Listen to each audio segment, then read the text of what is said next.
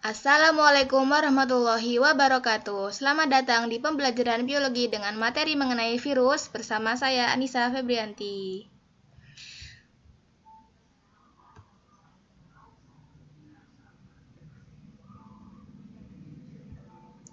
Baiklah, di sini saya akan memberikan penjelasan mengenai materi virus.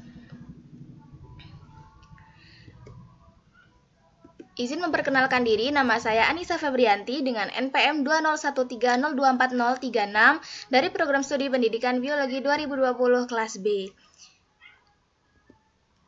Nah, di materi mengenai virus ini, nanti kita akan mempelajari materi dan juga latihan soal. Nah, yang pertama yaitu sejarah penemuan virus. Sebelumnya, saya akan menjelaskan sedikit tentang virus. Kata virus berasal dari bahasa Latin, yaitu virion, yang berarti racun. Virus diartikan sebagai racun karena hampir semua jenis virus dapat menyebabkan penyakit, baik pada manusia, hewan, maupun tumbuhan. Nah, selanjutnya sejarah penemuan virus.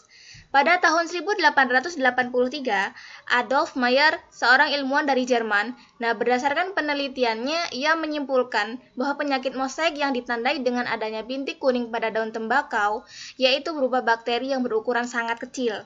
Kemudian, Dmitri Ivanovsky pada tahun 1892, ilmuwan asal Rusia itu menguji kembali pendapat Meyer dan menyatakan kesimpulan yang sama dengan pendapat Meyer tadi.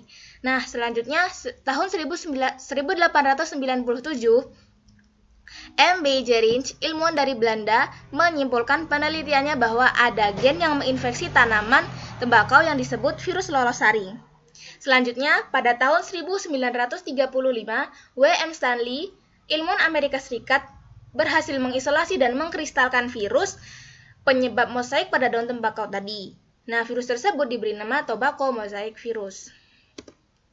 Yang selanjutnya yaitu saya akan menjelaskan mengenai sifat-sifat virus. Virus memiliki sifat yang pertama, virus bukan berupa sel atau aseluler. Nah, suatu benda dapat dikatakan hidup jika terdiri atas sel, sedangkan virus tidak terdiri atas sel. Virus juga tidak melakukan metabolisme dan sangat tergantung pada host space-nya untuk tetap hidup. Yang kedua, virus hanya dapat memperbanyak diri dalam tubuh makhluk hidup. Yang ketiga, virus hanya tersusun dari satu jenis asam nukleat, yaitu DNA atau RNA saja, dengan selubung protein yang disebut kapsid, serta tidak mempunyai sitoplasma dan organel. Yang keempat, virus dapat dikristalkan, sehingga lebih menunjukkan ciri mineral daripada ciri kehidupan. Yang selanjutnya yaitu struktur virus. Struktur virus terbagi menjadi ukuran virus, bentuk virus, dan juga susunan tubuh virus.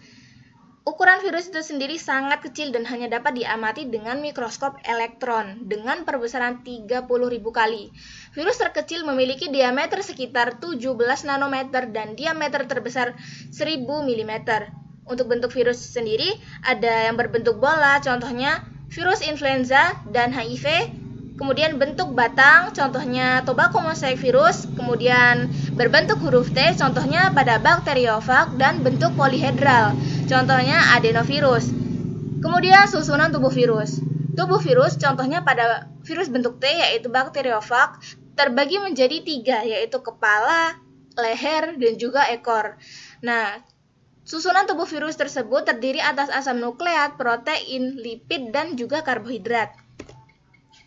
Bentuk virus. Berikut merupakan beberapa gambar dari bentuk-bentuk virus. Nah, berdasarkan gambar ini, manakah virus yang sedang terjadi saat ini? Adalah coronavirus. Bentuk apakah virus tersebut?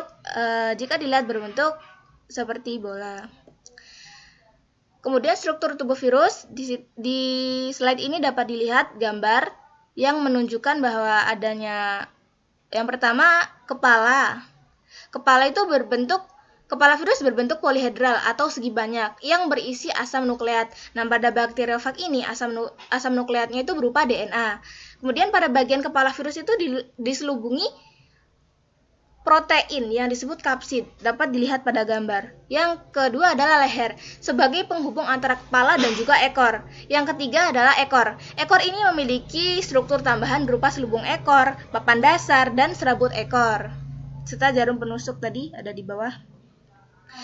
Nah, saya akan menjelaskan klasifikasi virus. Klasifikasi virus ini terbagi menjadi 5.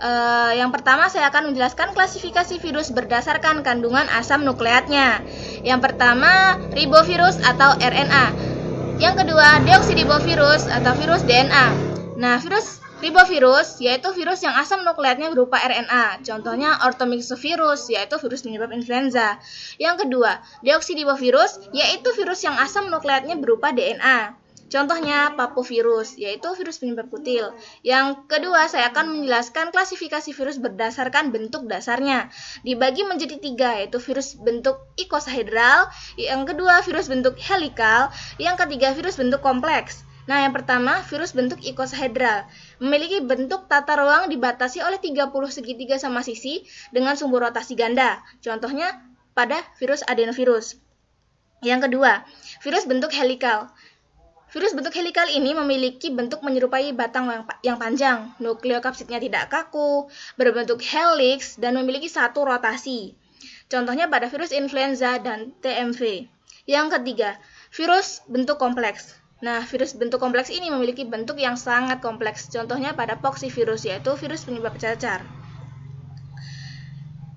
Kemudian klasifikasi berikutnya berdasarkan keberadaan selubung yang melapisi nukleokapsid, dibagi menjadi 2, yaitu virus berselubung atau bersampul dan juga yang kedua virus telanjang.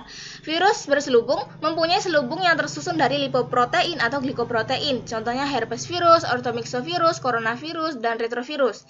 Yang kedua adalah virus telanjang, yang nukleokapsidnya tidak diselubungi oleh lapisan yang lain, contohnya adenovirus, papovirus, picornavirus. Nah, selanjutnya berdasarkan jumlah kapsomernya dibagi menjadi 5. Ada virus dengan 252 kapsomer, ada virus dengan 162 kapsomer, ada virus dengan 72 kapsomer, ada virus dengan 60 kapsomer, dan juga ada virus dengan 32 kapsomer. Untuk contohnya dapat dilihat pada slide. Nah, yang terakhir yang kelima itu berdasarkan sel inangnya, dibagi menjadi 4. Yang pertama virus yang menyerang manusia, contohnya virus hepatitis. Yang kedua virus yang menyerang hewan, contohnya NCD. Dan yang ketiga virus yang menyerang tumbuhan, contohnya TMV. Yang keempat virus yang menyerang bakteri, contohnya virus T. Nah, selanjutnya di sini saya akan menjelaskan mengenai replikasi virus. Nah, replikasi virus ini sendiri terbagi menjadi 2 daur, yaitu daur litik dan daur lisogenik. Untuk tahapan-tahapannya dapat dilihat pada slide berikut ini. Nah, selanjutnya di sini ada proses replikasi virus. Yang pertama di sini ada nomor 1 daur litik dan nomor 2 daur lisogenik. Dimulai dari A1. Virus melekatkan diri pada dinding sel bakteri. Kemudian lanjut ke A2, yaitu DNA virus masuk ke dalam sel. Kemudian lanjut ke yang B, DNA virus bergabung dengan DNA bakteri. Kemudian selanjutnya ke B1, yaitu DNA virus bergabung dengan DNA bakteri sehingga terbentuk profag. Selanjutnya ke bagian B2, yaitu profag melakukan pembelahan. Selanjutnya ke B3, induksi provirus menjadi virus vegetatif. Lanjut ke C, yaitu pembentukan bagian-bagian tubuh virus baru. Lanjut ke yang D, yaitu perakitan virus-virus baru. Dan yang terakhir yang E, yaitu sel bakteri lisis. Nah, selanjutnya saya di sini akan memberikan latihan. Ada 2 latihan, latihan 1 dan latihan 2. Silakan dikerjakan, Anda dapat mempause video ini terlebih dahulu. Silakan di-pause. Nah, untuk jawabannya, saya akan sediakan pada slide berikutnya. Berikut adalah jawaban latihan 1, silakan dibaca dan dipahami. Berikut adalah jawaban latihan 2, silakan dibaca dan dipahami. Selanjutnya, saya akan menjelaskan mengenai peranan virus. Ada virus yang menguntungkan, virus yang merugikan, dan juga pencegahan terhadap infeksi virus. Nah, di sini ada virus yang menguntungkan. Virus yang menguntungkan ini biasanya terjadi pada dunia kedokteran. Contoh produk virus di dunia kedokteran yaitu yang pertama interferon. Interferon adalah protein yang dihasilkan oleh sel normal sebagai respons terhadap infeksi virus. Yang kedua adalah profag.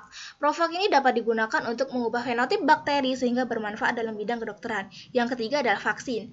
Vaksin berisi mikroorganisme patogen yang telah dilemahkan sehingga sifat patogenitasnya hilang, tetapi sifat antigenitasnya tetap. Contohnya pada oral polio vaksin, yaitu vaksin untuk mencegah penyakit polio. Yang keempat ada petakromosom. Nah, petakromosom ini telah digunakan pada bakteriofag untuk mengenal dan mengidentifikasi bakteri patogen. Yang selanjutnya yaitu saya akan menjelaskan virus yang merugikan. Ada virus yang menyerang tumbuhan, ada virus yang menyerang hewan, dan ada juga virus yang menyerang manusia. Nah, virus yang menyerang tumbuhan ini contohnya Rhizostungro bacilliform virus. Dan contoh lainnya dapat dilihat pada slide berikut ini. Yang kedua, virus yang menyerang hewan. Contohnya paramyxovirus, virus Coxsackie, dan juga virus lainnya dapat dilihat pada slide berikut. Yang ketiga, virus yang menyerang manusia. Contohnya yaitu orthomyxovirus, varicella zoster, dan picornavirus. Contohnya dapat dilihat pada slide. Nah, yang selanjutnya saya akan menjelaskan mengenai pencegahan. Pencegahan terhadap infeksi virus dapat dilakukan melalui vaksinasi dan juga menerapkan pola hidup sehat. Nah, vaksin ini biasanya diberikan ke dalam tubuh seseorang melalui suntikan atau oral. Oral itu mulut. Yang kedua, menerapkan pola hidup sehat seperti mengonsumsi makanan sehat dan seimbang, berolahraga secara teratur, beristirahat yang cukup, menghindari stres, menghindari rokok dan minuman beralkohol, dan serta membiasakan mencuci tangan dengan sabun. Berikutlah yang dapat saya sampaikan, kurang lebihnya mohon maaf, saya akhiri. Wassalamualaikum warahmatullahi wabarakatuh. Selamat belajar.